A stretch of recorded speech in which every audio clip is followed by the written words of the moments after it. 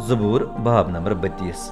माफ़ी की बरकत। तौबा का दूसरा ज़बूर। दाऊद का ज़बूर। हिकमत का गीत। मुबारक है वो जिसके जराइम माफ़ किए गए, जिसके गुनाह ढांपे गए हैं। मुबारक है वो जिसका गुनाह रब हिसाब में नहीं लाएगा और जिसकी रूह में फरेब नहीं है। जब मैं चुप रहा तो दिन भर आहें भरने से मेरी हड्डियां गलने लगीं, क्योंकि दिन रात मैं तेरे हाथ के बोझ तले पिसता रहा।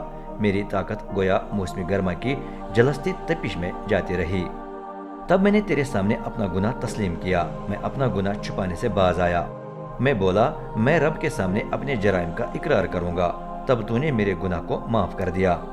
इसलिए तमाम ईमानदार उस वक्त तुझसे दुआ करें जब तू मिल सकता है।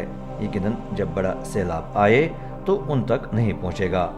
तू मेरी छुपने की जगह है। तू मुझे परेशानी से महफूज रखता, मुझे नजात के नगमों से घेर लेता है।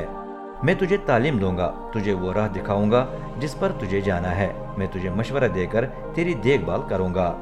नासमझ घोड़े या खच्चर की मानद न हो, जिन पर काबू पाने के लिए लगाम और दहाने की जरूरत है, वरना वो तेरे पास नहीं आएंगे।